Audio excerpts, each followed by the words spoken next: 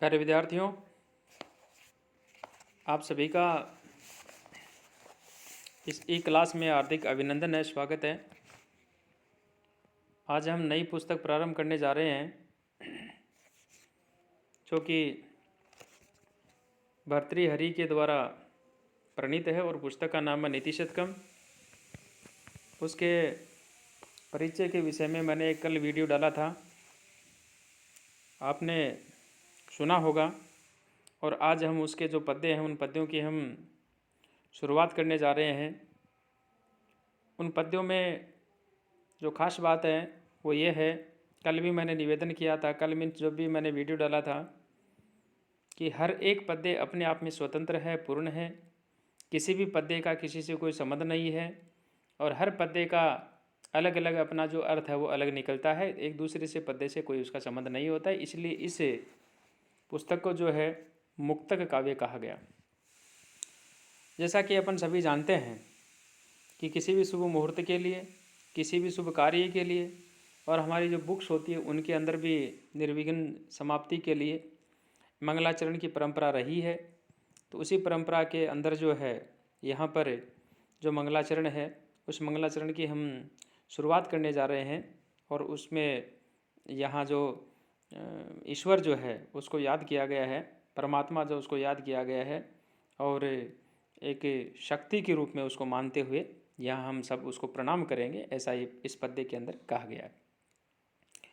दिक् कालाद्य नवछिन्नान्त चिन्ह मात्र मूर्तये स्वानुभूते कमानाय नमः शांताय तेजसे। दिक् कालादे नवछिन्नान्त चिन्ह मात्र मूर्तये स्वानुभूते कमानाय शांताय तेजसे नमः। यहाँ जो ईश्वर है उस ईश्वर की आराधना करते हुए कहा, दिक् कालादे नवछिन्नान्त, छिन्नान्त चिन्ह मात्र मूर्ति, यानी जो दसों दिशाएं हैं, दिक् का मतलब दिशा होता है, तो जो हमारे दसों दिशाएं हैं उन दसों दिशाओं के अंदर और जो काल है अर्थात काल की जो सीमाएं हैं उन सीमाओं में जो असीमित तथा अनंत चैतन्य जो स्वरूप है अर्थात जो परमात्मा दिशाओं और काल की सीमा जो है उसमें आबद्ध नहीं है, यानी बंधा हुआ नहीं है। परमात्मा है, परमात्मा कभी भी बंध नहीं सकता।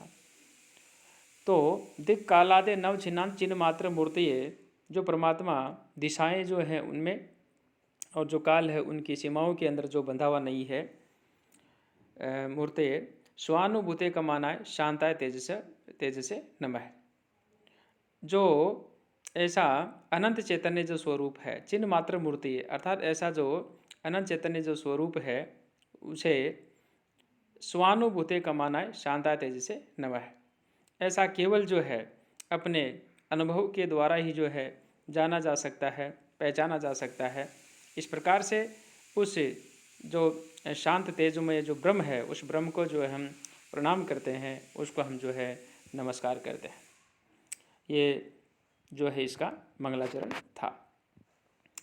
अब हम जैसा कि मैंने कल कहा था कि पहला जो पार्ट है उसमें मूर्ख निंदा का पार्ट है और यहाँ मूर्ख निंदा से संबंधित ही इस पुस्तक के अंदर जो है ये पद्य जो है अब आएंगे, यानी मूर्खों के संदर्भ में क्या क्या बातें कही गई हैं वो ही इसके अंदर आएंगे।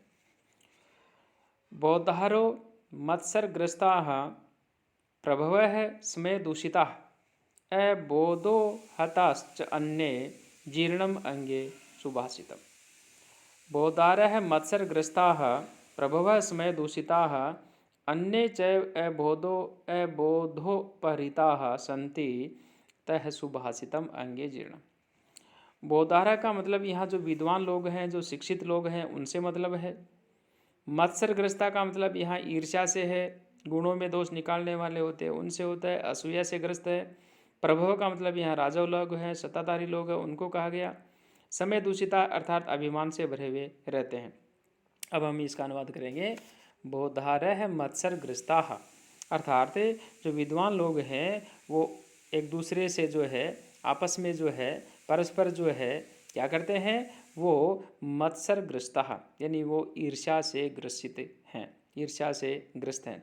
विद्वान लोग एक दूसरे विद्वान से जो है ईर्ष्या करते हैं, यानी वो ईर्ष्या से ग्रस्त हैं। प्रभव स्मे दूषिता और जो राजा लोग हैं, जो स्वामी लोग हैं, वो यानी एक तरह से यूँ कह सकते हैं कि झूठ में ही या मिथ्या जो गर्व है उससे वो समय दूषिता है, यानी उससे वो दूषित है। अन्य च अबोधो अन्य च अबोधो अपहरितः। अन्य जो दूसरे सामान्य जो लोग हैं वो अज्ञानता जो है उस अज्ञानता से ग्रस्त हैं। तो ऐसी स्थिति में क्या किया जाए? तो ऐसी स्थिति में जो कवि है वो ये बात कहते हैं कि सुभाषितम अंगे जीर्णम अस्ति, यानी जो भी उपदेशी वचन है, जो भी अच्छी बातें हैं, वो उपदेश, वो वचन उसी के शरीर में ही जो है जीर्ण हो जाते हैं, अर्थात वहीं वो समाप्त हो जाते हैं। यहाँ जो कवि है उसके कहने का भाव ये है कि समाज जो है, समाज की जो स्थिति है वो अच्छी नहीं है, दुर स्थिति है, दुर्वस्था है, और उसका वर्णन करते हुए कहते हैं कि समाज के अंदर जो लोग हितैषी जो कवि हैं उनके जो वचन जो है कोई सुनना ही नहीं चाहते। समाज में मुख्यतया 3 प्रकार के वर्ग जो है वो माने गए। एक तो बुद्धिजीवी वर्ग कह सकते हैं जिसको विद्वान लोग, एक संपन्न वर्ग कह सकते हैं जिसको सत्ताधारी लोग, राजनेता इत्यादि कह सकते हैं। और इस प्रकार से जब बुद्धिजीवी जो हैं वो परस्पर ईर्ष्या से ग्रसित हो, और सत्ताधारी जो है वह घमंड से यदि चूर हो, और सामान्य जनता है वह अज्ञानता से यदि ग्रस्त हो, तो जो कवि होता है उस कवि की हितकारी जो बातें हैं, हितकारी जो सूक्तियाँ हैं वो कौन सुनेगा। इसलिए यहाँ कवि कहते हैं कि यहाँ हितकारी जो उपदेश हैं, हितकारी जो वचन हैं, वो श्रोताओं के अभाव में जो है उसी के साथ ही जो समाप्त हो जाएंगे। तो इस प्रकार से आपको ये जो पद्य है, इस पद्य का आपको जो है अनुवाद जब हम कर रहे हैं तो अनुवाद करने के पश्चात हम कहेंगे कि इसके अंदर जो है अनुष्टुप छंद है, और अन्य जो व्याकरणात्मक टिप्पणी है वो हमारे को इसमें लिखनी ही है। आगे हम जो है 3 नंबर जो पद्य यहाँ हम बढ़ रहे हैं, और यहाँ 3 नंबर पद्य के अंदर कहा, अज्ञ है सुखम आराध्य है, सुखतरम आराध्यते विशेषज्ञ है, ज्ञान लव दुर्वी दग्धम ब्रह्म अपि नरम न रंजियति। अज्ञ है, ज्ञ मानी जानना, अज्ञ मानी जो मूर्ख होता है, जो कुछ नहीं जानता है। अज्ञ है सुखम आराध्य है, यानी अशिक्षित जो व्यक्ति होता है, अशिक्षित व्यक्ति को आसानी से समझाया जा सकता है। सुखम आराध्य है, आसानी से समझाया जा सकता है। विशेषज्ञ है सुखतरम आराध्य थे, जो विद्वान लोग हैं, जो विद्वान व्यक्ति हैं, उनको जो है और भी सरलता से जो है समझाया जा सकता है, उसको जो है बताया जा सकता है।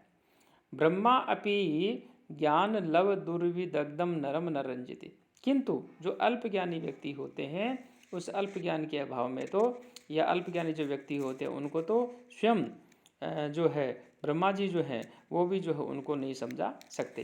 कहने का तात्पर्य यह हुआ कि ज्ञान से स्वयं को जो झूठे ही ऐसे सब कुछ मानने वाले जो व्यक्ति हैं, ऐसे व्यक्तियों को तो ब्रह्मा जी जो हैं वो भी नहीं समझा सकते। तो इसलिए यहाँ पे कहा कि अज्ञ है सुखम आराध्य है, यानी जो अज्ञानी जो व्यक्ति हैं, अशिक्षित जो व्यक्ति हैं, उनको आसानी से समझा जा सकता है। विशेषज्ञ है सुखतरम आराध्य थे, जो विद्वान व्यक्ति है उनको समझाने में कोई दिक्कत होती नहीं है, चूँकि उनको वैसे ही समझाया जा सकता है, सरलता से समझाया जा सकता है। किंतु ब्रह्मा अपि ज्ञान लव दुर्विदग्धम नरम न रंजति, किंतु जो ज्ञान लव दुर्विदग्धम है, यानी अल्प ज्ञान जो है, अल्प ज्ञानी वाले जो व्यक्ति हैं, उस अल्प ज्ञान से भी जो अपने आप को जो है ऐसा विद्वान जो मानने वाले व्यक्ति हैं, ऐसे व्यक्ति को, ऐसे मनुष्य को जो ब्रह्मा है वो भी जो है संतुष्ट नहीं कर सकता।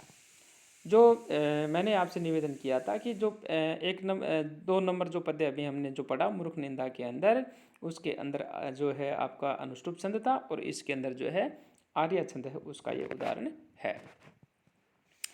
चौथा जो पद्य आया है, इस चौथे पद्य के अंदर भी जो है उसी से संबंधित बातें कही और कहा, प्रसह्य मणिम उदरहिन मकर वक्त्रदष्टरांतरात समुद्रम अपि संतरेत प्रचलत उर्मिम मालाकुलम भुजंगम अपि कोपितम शिरसि पुष्पवद धार्येत न तु प्रतिनिविष्टम मूर्खजनचितम समाराधीयते। मकर है वक्त्रम दष्टरात प्रसह्य मणिम उदरेत, मनुष्य यदि चाहे तो मगरमच्छ जो होता है उसके दाढ़ों से जो है मणि जो होती है उसको आसानी से निकाल सकता है। प्रचलत उर्मिम मालाकुलम समुद्रम संतरेत, जो समुद्र होता है उसकी जो लहरें जो होती हैं बहुत ही खतरनाक लहरें होती हैं, तो ऐसी प्रचलित उर्मी मालाकुलम, चलती हुई जो लहरें होती हैं उनकी पंक्तियों से भी जो है आसानी से जो है तैरा जा सकता है या तैर करके उसको पार किया जा सकता है। कौपितम भुजंगम अपि पुष्पवत शिरसी धार्य, यदि कोई ऐसा क्रोधित जो सर्प है उस सर्प को भी जो है पुष्प की तरह है सिर के ऊपर जो है धारण कर ले, किंतु परंतु प्रतिनिविष्ट मूर्ख जनचितम न समाराधिय, किंतु यदि कोई मूर्ख व्यक्ति है, उसे कोई दुराग्रही यदि मूर्ख व्यक्ति है, तो ऐसा मनुष्य जो होता है उसके चित्त को तो वश में नहीं कर सकता, अर्थात वश में नहीं किया जा सकता। कहने का भाव यहाँ पर यह हुआ कि जो व्यक्ति मूर्ख है, हठी है, उसके जो स्वभाव है उसके विषय में कहते हुए कहा कि मगरमच्छ जो होता है उसके मुँह से मणि जो है निकालना बहुत ही कठिन कार्य होता है, तथापि उसको भी निकाला जा सकता है। जो समुद्र की जो तरंगे होती हैं उनको पार करना बहुत ही कठिन होता है, फिर भी उसको भी पार किया जा सकता है, तैर करके पार किया जा सकता है।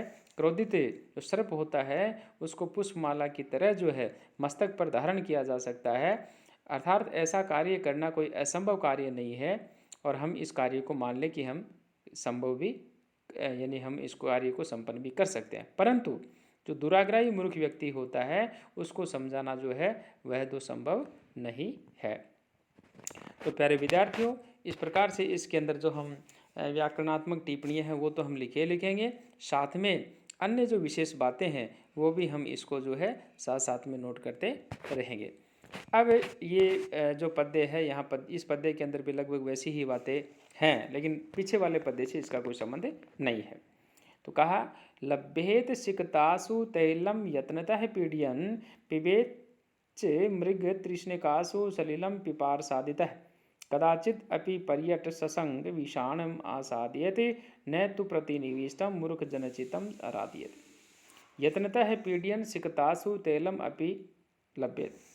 यानी यहाँ कवि ये कह रहे हैं कि कोई मनुष्य प्रयत्न पूर्वक यदि जो सिकतासु अर्थात जो बालू होती है, मिट्टी जो होती है, उसको यदि वो दबाए, यदि उसको निपीट करके तो उसमें भी जो है तेल जो है उसको प्राप्त कर ले। पिपार साधित है च मृग है तृष्णिकासु सलिलम पिबेत। मृग तृष्णा का आपने नाम सुना होगा, मृचिका का आपने नाम सुना होगा। तो ऐसा कोई प्यासा व्यक्ति जो है मृग मृचिकाएँ जो है उनमें भी जल जो है वो पी ले। और हमने हमेशा सुना कि खरगोश के कभी सिंग नहीं होते हैं, तो इसलिए कहा कदाचित पर्यटन जनः ससह विषाणम अपि असाद्य, अर्थात विभिन्न अलग अलग देशों में घूमता हुआ कोई जो व्यक्ति है वह कहीं खरगोश जो है उसके सिंग भी जो है वो देख ले, सिंग भी यदि प्राप्त कर ले, किंतु परंतु प्रतिनिविष्ट मूर्ख जनचितम तू न समाराधित, किंतु हठी व्यक्ति जो होता है, मूर्ख व्यक्ति जो होता है, मूर्ख मनुष्य जो होता है, उसके चित्त को तो समझाना आसान नहीं है, अर्थात उसके चित्त को अनुकूल नहीं बनाया जा सकता। इसलिए यहाँ असंभव जो कार्य है वह भी कदाचित संभव हो सकता है, परंतु हठी मूर्ख व्यक्ति जो होता है उसको समझाना नितांत जो है असंभव है। जो मूर्ख व्यक्ति अपने दुराग्रह पर अड़ा रहता है वह किसी तर्क या युक्ति को जो है स्वीकार नहीं करता, इसलिए उसको समझाने में बहुत बड़ी पीड़ा जो है होती है।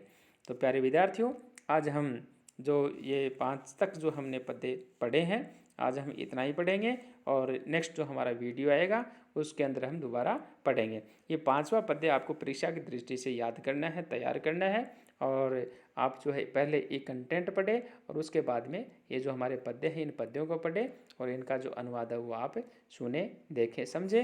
कोई प्रॉब्लम हो तो आप ग्रुप में शेयर करें, और सभी विद्यार्थी जो है मैं आशा करता हूँ कि वो रुचि लेकर के जो है इन पद्यों को वो पढ़ेंगे, और सभी विद्यार्थियों के लिए एक बार पुनः मैं शुभकामनाएं देता हूँ।